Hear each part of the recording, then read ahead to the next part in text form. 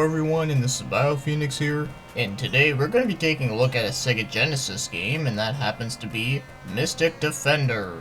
And it was developed and published by Sega and released in 1989, making this a really early release Genesis game. But one thing that does make this game quite interesting is that this game is actually a sequel. But it's only really known as a sequel in Japan, where over here it's just called Mystic Defender. But we did get the first game over here, but it was on the Sega Master System, and it was called Spellcaster.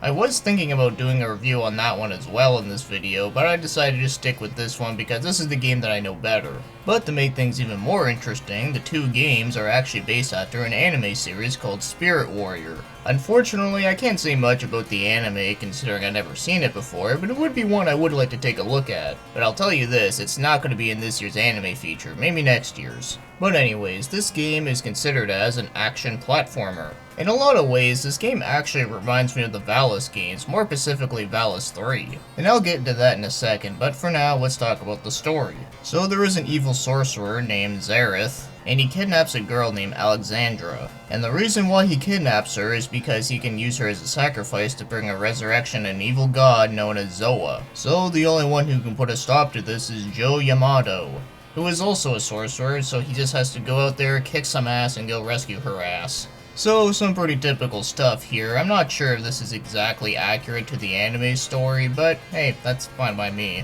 So now, let's get moving on and talk about the gameplay. So you go from point A to point B, and some of the levels are pretty straightforward, but then there are some where it is kind of maze-like. And you gotta avoid all the monsters and many other hazardists. And the way how you attack in this game is that you use magic. So how the magic works is that you have to hold down the fire button and you charge up, and once the meter is all the way maxed, then you get to do a super attack with the magic. And that's why it does remind me of Valis 3 in a lot of ways, because that one you also get a sword meter where the higher the meter is, the more damage you'll do. And you also collect many other different spells, so the default one is the energy balls. Then there's a fire breath where the longer you hold down the power, the longer the fire beam will be. Then there's a multiple energy ball shot that shoots out a bunch of energy balls all over the place. So those are the standard attack ones, but there are other magic attacks that you find, and when you pick them up and use them, they are one-time use. But those ones usually blow up everything on the screen, so I guess in another way, this game also kind of reminds me of Revenge of Shinobi.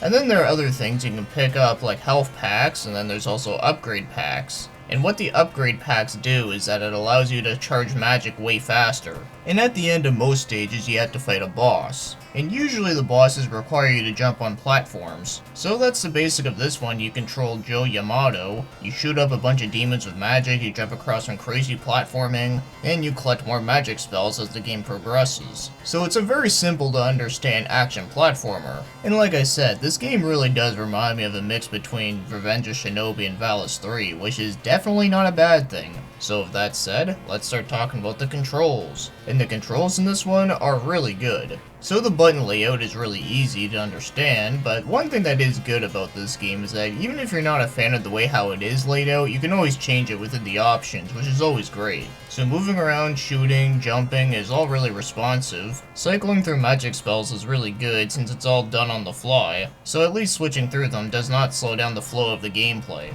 But one little tiny minuscule complaint I do have about the jumping is that trying to make your mark in this game can be a little bit tough, especially when it's in a level with some crazy platforming. I don't consider it a big flaw of the game, mainly because the jumping in this game in itself is still really good. And even though this game still has some really good controls, this game is still really challenging. Especially when you get to the lava level, that's when this game gets really hard. But overall, the controls in this game are still really good. So now, let's get moving on to the other things, like the graphics. And I think the graphics for this game, considering it is a very early Genesis game, are very nice looking. So it has some very nice colors, where some of them are very bright, and then some of them are really dark looking, which does suit the game well. But I do find that the visual effects is really what makes this game look great. Like with the second level where you see the mist all over in the foreground, I think it looks really good. And this is a good example of something that should be in the foreground because at least this isn't distracting.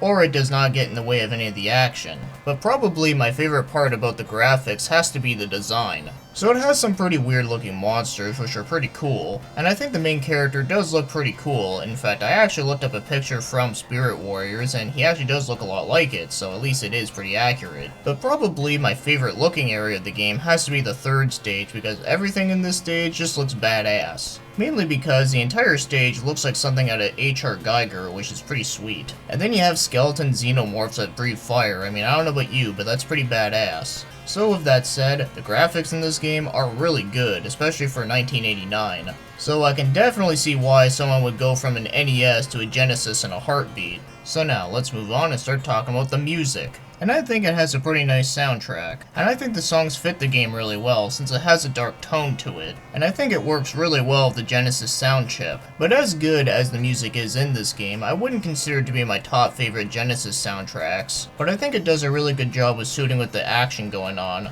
which I do think is important. So I don't have any complaints whatsoever when it comes to the music. I think it all sounds really good. So now, if you want to buy this game, surprisingly enough, this game is actually still really affordable. So if you want to get a loose North American copy, it usually goes for about $10, $15, but if you want to get a complete copy, it usually goes for about $25, $30, sometimes $35, but usually in between $25 and $30. Although it seems like the Japanese one is a little bit more expensive, but not by much. And as for the PAL version, I only found one, and it happened to be a complete in-box copy for $60, but I don't know if that's entirely accurate though, because there's no other item to compare it to. But hopefully it is still just as cheap and affordable as it is over here. But personally for me, I think this game is definitely worth paying $25 for a complete copy. But one thing that does kinda suck is that this game is not a part of the Sonic Genesis collection on the PS3 and the 360, and I guess the reason why it's not a part of that is because this game in Japan is a licensed game, so there was probably some issues there. But thankfully, the game is still very much affordable if I say so myself. As for finding it out in the wild, I know around here I've only seen it once, and when I have seen it, I decided to pick it up. It wasn't too long ago actually, so I'm very glad that I did that. So now, as for my overall thoughts on this game, is that this game is pretty awesome.